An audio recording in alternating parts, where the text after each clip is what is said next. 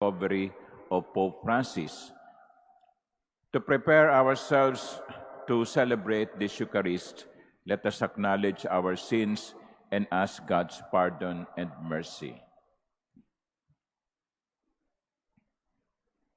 Have mercy on us, O Lord. For we have sinned against you. Show us, O Lord, your mercy. And grant us your salvation.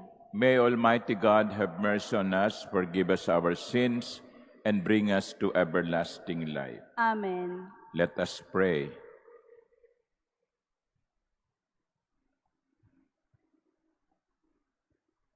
O God, who have made all those reborn in Christ a chosen race and a royal priesthood, grant us, we pray, the grace to will and to do what you command, that the people called to eternal life may be one in the faith of their hearts and the homage of their deeds. Through our Lord Jesus Christ, your Son, who lives and reigns with you in the unity of the Holy Spirit, God, forever and ever. Amen. Please be seated.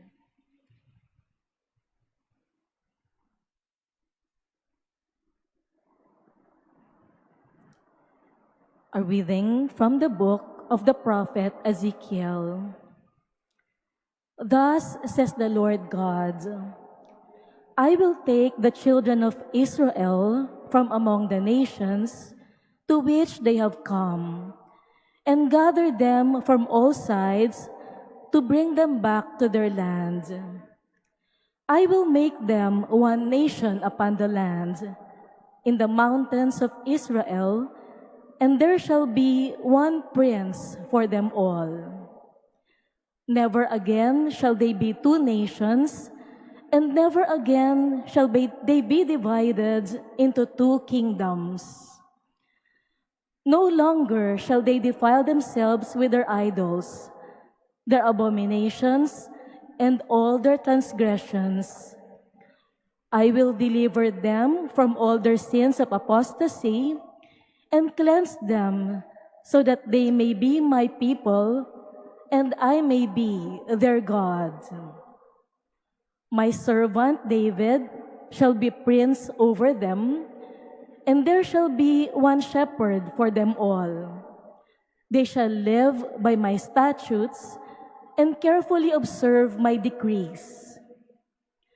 They shall live on the land that I gave my servant Jacob, the land where their fathers live. They shall live on it forever, they and their children and their children's children, with my servant David, their prince forever. I will make them a covenant of peace. It shall be an everlasting covenant with them, and I will multiply them and put my sanctuary among them forever. My dwelling shall be with them. I will be their God, and they shall be my people. Thus, the nations shall know that it is I, the Lord, who make Israel holy, when my sanctuary shall be set up among them forever.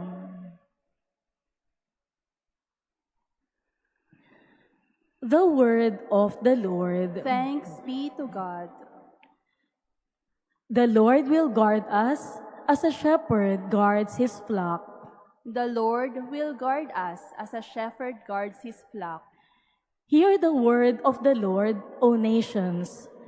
Proclaim it on distant isles and say, He who scattered Israel now gathers them together. He guards them as a shepherd guards his flock. The Lord will guard us as a shepherd guards his flock. The Lord shall ransom Jacob. He shall redeem him from the hand of his conqueror. Shouting, they shall mount the heights of Zion. They shall come streaming to the Lord's blessings. The grain, the wine and the oil, the sheep and the oxen. The Lord will guard us as a shepherd guards his flock. Then the virgins shall make merry and dance, and young men and old as well. I will turn their mourning into joy. I will console them and gladden them after their sorrows. The Lord will guard us as a shepherd guards his flock. Please stand.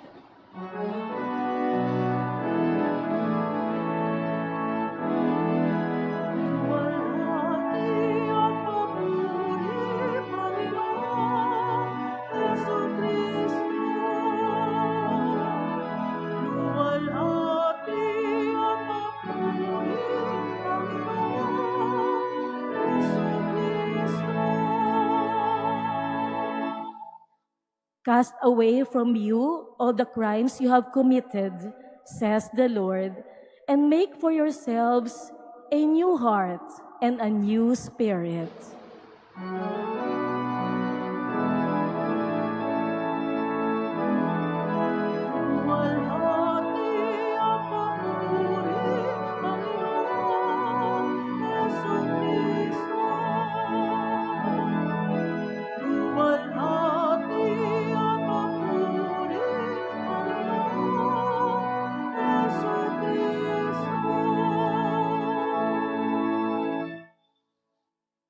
The Lord be with you. And with your spirit. A reading from the Holy Gospel according to John.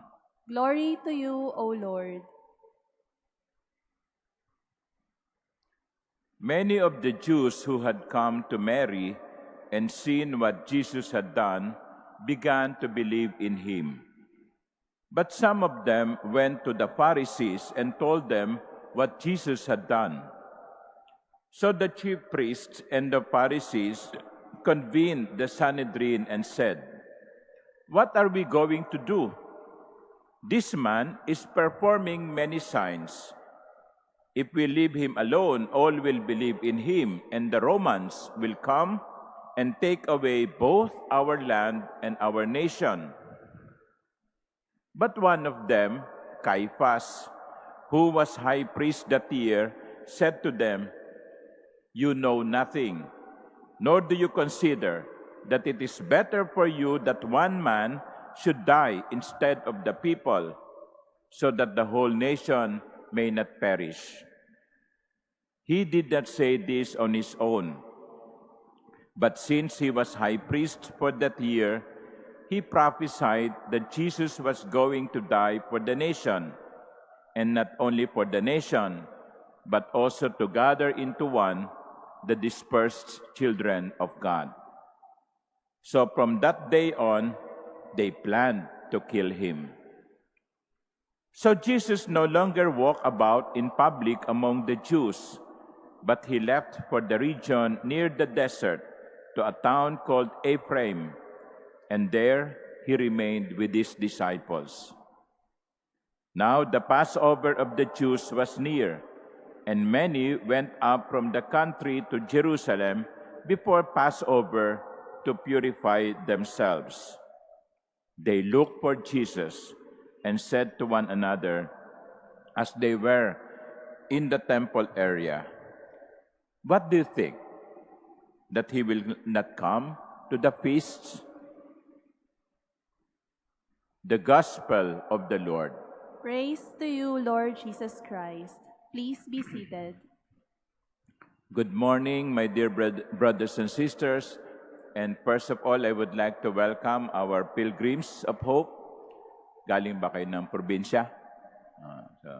So welcome sa Manila Cathedral. My dear brothers and sisters, from the gospel that we heard this morning, written by John, St. John the Evangelist, we were given two reasons why Jesus was killed. The first reason was for the nation, to save the nation. Caiaphas, who was the high priest at that year, said, "It is better for one man to die instead of the people." So si Jesus ay namatay para sa bayan. Si Jesus ay namatay para sa bayan. Mga ginigili kong kapatid, pag nilayan natin ito, marami po sa atin ang hindi bibigyan ng pagkakataong mamatay para sa bayan. Hindi katulad ng mga bayani natin na ang kabayanihan ay ginunita natin noong April 9, yung araw ng kagitingan. Mga sundalo na sa kanilang kabataan, they were 19, 20, 21 at that time, they died for the nation. Marami sa atin hindi bibigyan ng ganoong pagkakataon. Pero lahat tayo ay binibigyan ng pagkakataong mabuhay para sa bayan.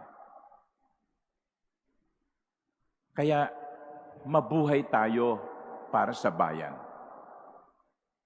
Lalo na sa darating na eleksyon, May 12, pipili na naman tayo ng mga magiging senador, magiging kongresista, mayor, vice mayor.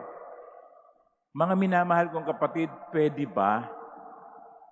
Piliin naman natin yung hindi nagsasayaw sa entablado, hindi yung alam nating nagnanakaw. Alam nyo, kung kayo ay inutangan ng isang tao at hindi kayo binayaran, papautangin nyo pa ba ulit? Malamang hindi na. Siguro sa pangatlong pagkakataon, baka pa. Pero kung paulit-ulit kayong inuutangan, pero hindi kayo binabayaran, hindi na kayo natututo, hindi na yon aksidente. Pardon the word, katangahan na yon. Mga ginigili kong kapatid, maging matalino tayo sa pagpili. Marami naman pwedeng maging kandidato at maging leader. Mabuhay tayo para sa bayan. At isa sa paraan ng pagiging mabuting mamamayan ay ang pagpili ng mga mabuting kandidato. Huwag niyo sabihin, pipiliin ko yan, hindi naman yan mananalo kasi mahina nga. Talagang hindi mananalo kasi hindi niyo binoto, no? Hindi natin binoto. Kung alam nating ang taong ito may kwalifikasyon, may integridad, ang iniisip ay ang kapakanan ng bayan, iboto natin. Huwag tayong padala sa mga matatamis na salita. Huwag tayong padala sa mga pambobola. Kung minsan tayong nabola, okay lang.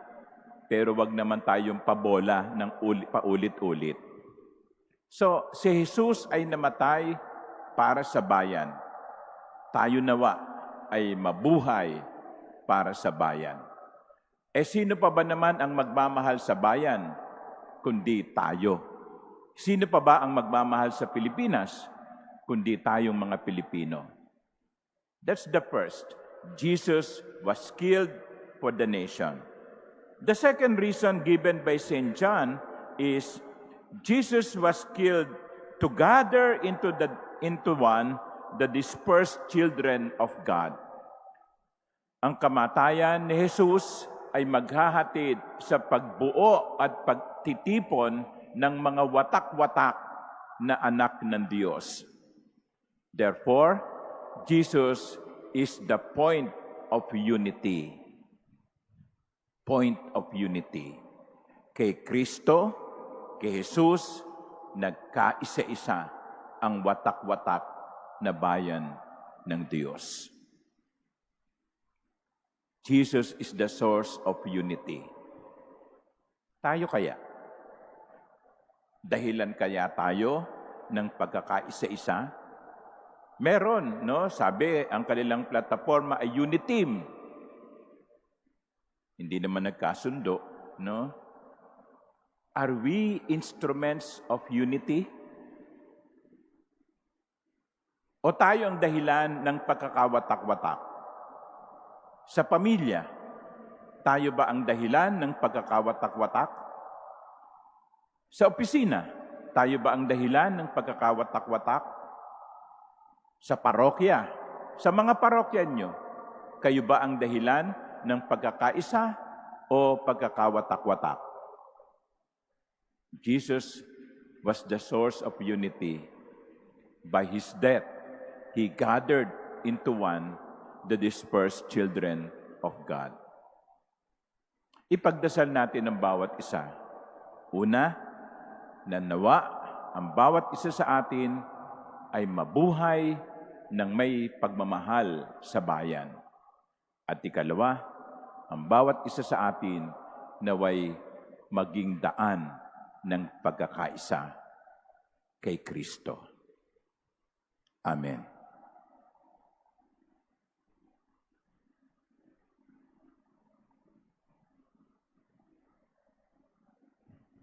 Please stand.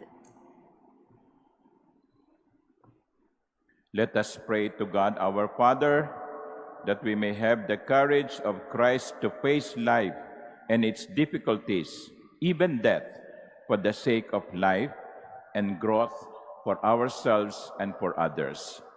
To every petition, our response would be, Lord, hear our prayer. Lord, hear our prayer. That non-Christians may come to know Jesus who died for all. Let us pray to the Lord. Lord, hear our prayer. That separated Christians may show greater commitment to ecumenism.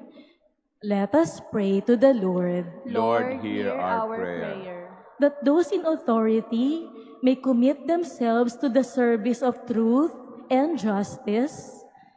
Let us pray to the Lord. Lord, hear our prayer. That all Catholics may have a special sense of belonging to each other through their common faith. Let us pray to the Lord. Lord, hear our prayer. That mothers who lose their child may not be crushed by the weight of their problems. Let us pray to the Lord. Lord, hear our prayer. In silence, let us pray for our country, the Philippines. Let us pray for one another that we may be real patriots, loving our country. God our Father, who by drawing the faithful together has made them one body of Christ, send your Holy Spirit to draw your people into closer bond with each other. We ask this through Christ our Lord. Amen. Please be seated.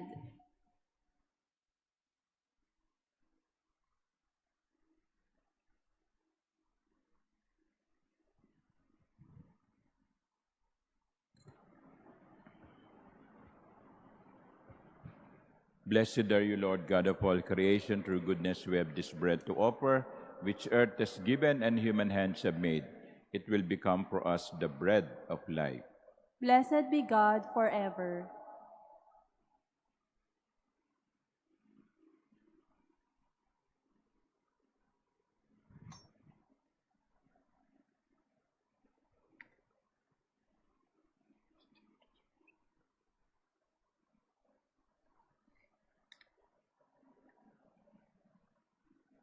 Blessed are you, Lord God of all creation. Through goodness we have this wine to offer, fruit of the vine and work of human hands. It will become our spiritual drink. Blessed be God forever. Please stand.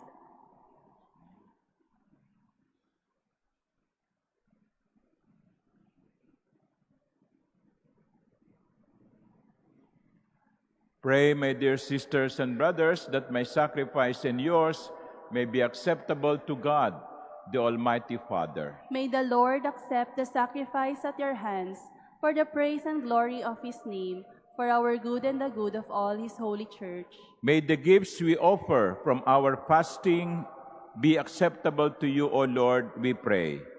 And as an expiation for our sins, may they make us worthy of your grace and lead us to what you promise for eternity. Through Christ our Lord. Amen. The Lord be with you. And with your spirit, Lift up your hearts. we lift them up to the Lord. Let us give thanks to the Lord our God. It is right and just. It is truly right and just, our duty and our salvation, always and everywhere to give you thanks, Lord, Holy Father, Almighty and eternal God. For through the saving passion of your Son, the whole world has received a heart to confess the infinite power of your majesty. Since by the wondrous power of the cross, your judgment on the world is now revealed, and the authority of Christ crucified. And so, Lord, with all the angels and saints, we too give you thanks, as in exultation we acclaim. Holy, Holy, holy, holy Lord God of hosts, heaven and earth are full of your glory.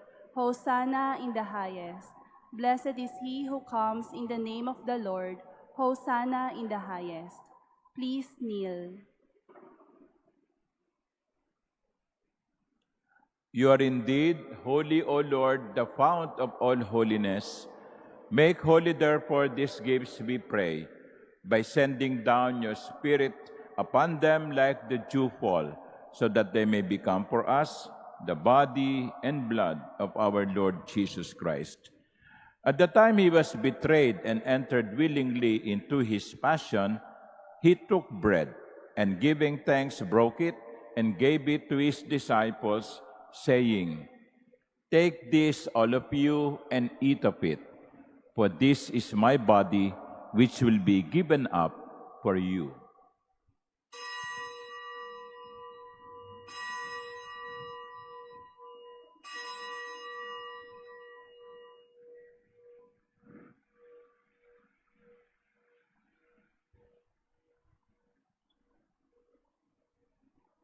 In a similar way, when supper was ended, he took the chalice, and once more giving thanks, he gave it to his disciples, saying, "Take this, all of you, and drink from it. For this is the chalice of my blood, the blood of the new and eternal covenant, which will be poured out for you and for many for the forgiveness of sins. Do this in memory of me."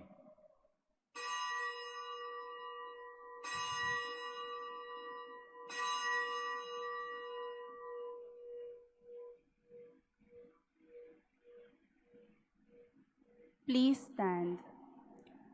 The mystery of faith.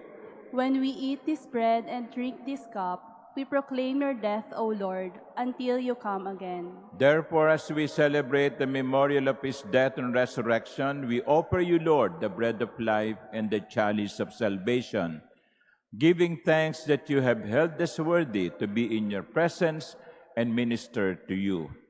Humbly we pray that partaking of the body and blood of Christ, we may be gathered into one by the Holy Spirit.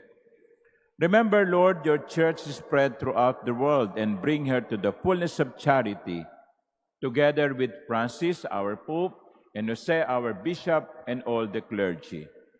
Remember also our brothers and sisters who have fallen asleep in the hope of the resurrection, and all who have died in your mercy.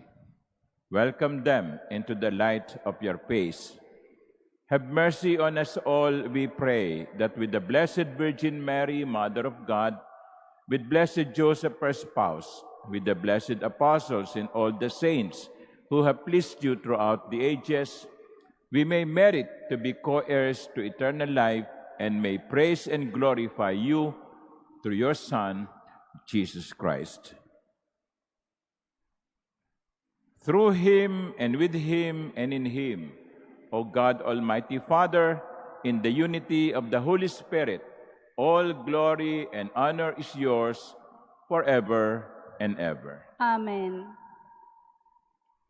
As one family with one common Father in heaven, we pray. Our Father, Who art in heaven, hallowed be thy name. Thy kingdom come, thy will be done on earth as it is in heaven. Give us this day our daily bread, and forgive us our trespasses, as we forgive those who trespass against us. And lead us not into temptation, but deliver us from evil. Deliver us, Lord, we pray, from every evil. Graciously grant peace in our days, that by the help of your mercy we may be always free from sin and safe from all distress, as we await the blessed hope and the coming of our Savior, Jesus Christ. For the kingdom, the power, and the glory are yours, now and forever. Lord Jesus Christ, who said to your apostles, "Peace I leave you, my peace I give you." Look not on our sins, but on the faith of your church, and graciously grant her peace and unity in accordance with your will, who live and reign forever and ever. Amen. The peace of the Lord be with you always. And with your spirit.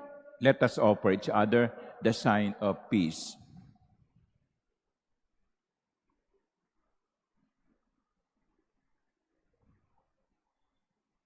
Lamb of God, you take away the sins of the world. Have mercy on us. Lamb of God, you take away the sins of the world. Have mercy on us. Lamb of God, you take away the sins of the world. Grant us peace. Please kneel.